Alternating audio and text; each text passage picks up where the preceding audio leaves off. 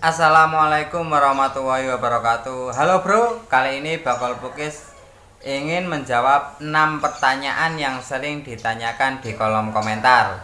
Sebelum ke video selanjutnya, bagi yang belum subscribe, jangan lupa subscribe dan aktifkan loncengnya biar nggak ketinggalan saat Bakal Pukis upload video terbaru. Terima kasih.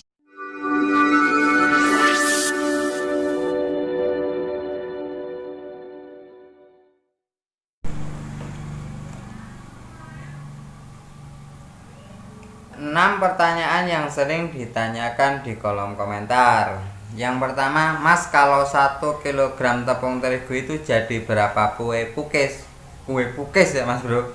Untuk 1 kilogram tepung terigu itu menghasilkan, ntar ada mobil, menghasilkan 110 kue pukis, bahkan lebih Mas bro kalau adonannya benar-benar mengembang. Kalau benar mengembang itu adonannya lebih bagus, tetapi kalau terlalu ngembang itu kue pukis akan kempes. Sebaliknya kalau belum mengembang, kue pukis nggak jadi 100 Mas bro, bahkan 90 pun nggak jadi. Itulah Mas bro, kita harus benar-benar pas ya Mas bro waktunya. Yang menentukan itu adalah waktu Mas bro. Kalau pas itu hasilnya top. Dan lanjut yang kedua ya Mas bro, pertanyaan yang kedua, Mas, terigunya yang dipakai itu merek apa? Untuk terigu saya pakai merek Bogasari. Yang pertama saya pakai Cakra Kembar dan Segitiga Biru. Untuk hasilnya gimana Mas, Segitiga Biru dan Cakra Kembar? Untuk hasilnya hampir sama. Yang pertama itu untuk Segitiga Biru hasilnya lebih mengembang dan lebih empuk. Untuk Cakra Kembar itu menghasilkan kue pukis makin enak dan jos. Untuk ngembangnya sih lebih bagus dari yang pakai Segitiga Biru untuk saya, kalau pengalaman saya pribadi Mas bro. Jadi bisa pilih mana yang Anda inginkan Mas bro. Pakai, ntar ada mobil lagi, ramai banget jalannya. Bisa pakai Segitiga Biru, juga bisa pakai Cakra Kembar. Kalau mau dicampur juga bisa 1:1, misalkan Cakra 1 kilo, Segitiga 1 kilo, itu juga lebih jos, lebih enak. Untuk yang pertanyaan yang selanjutnya yaitu, Mas, didiamkan berapa jam adonan kue pukis? Untuk diamkannya itu, ada mobil lagi, ramai banget jalannya. Diamkannya itu rata-rata saya diamkan 7-8 jam. Kenapa lama banget? Ya emang segitu Mas bro, rata-rata saya diamkan 7-8 jam. Untuk yang 1-2 kilogram lebih baik jangan lama-lama Mas bro, biasanya 6 jam sudah ngembang.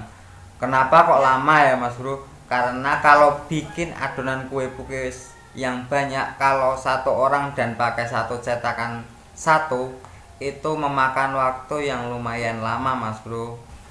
Untuk yang 5 kilogram ke atas itu biasanya lebih dari 2 jam kali 2 jam, 2 jam apa ya, lebih dari 2 jam gitulah Mas bro. Jadi lebih memakan waktu yang lebih lama. Jadi lebih baik pakai ragi yang sedikit aja ya bro, tapi tunggu sampai ngembang sempurna. Ya lanjut ya Mas bro, untuk yang pertanyaan yang selanjutnya yaitu, air santannya itu dimasak apa enggak Mas? Untuk santannya itu yang lebih dari 5 liter saya masak dulu Mas bro. Kenapa dimasak ya Mas bro? Ya yang tadi jawab tadi itu Mas bro. Kalau lama itu, kalau banyak itu pasti butuhkan waktu cetak yang lama atau memasaknya yang lama. Jadi saya rebus yang lebih dari segitu. Untuk yang di bawah 4 liter saya nggak masak, cuma pakai air yang matang.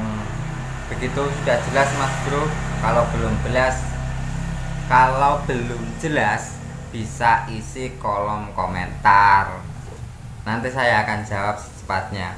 Lanjut yang ke berapa tadi Mas Bro? Yang kelima ya. Yang kelima itu, Mas, pengocok telurnya itu beli di mana? Pengocok telurnya itu saya nggak beli Mas Bro, saya rakit di tukang las atau rakit sendirilah kalau bisa ya Mas Bro. Kalau saya itu pesen tukang las itu murah, hanya 15.000 kalau nggak salah tuh waktu itu. Untuk mixernya itu saya pakai bor Mas Bro.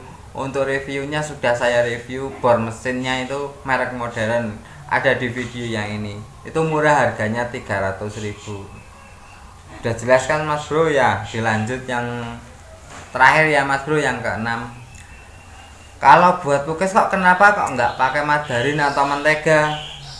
Itu sudah turun temurun dari bos saya Mas Bro, nggak pakai mentega atau margarin sama sekali. Bos saya dulu banyak sih Mas Bro, bikinannya itu lebih dari 50 kg nggak pakai mentega atau margarin sama sekali, dan hasilnya pun nggak lengket.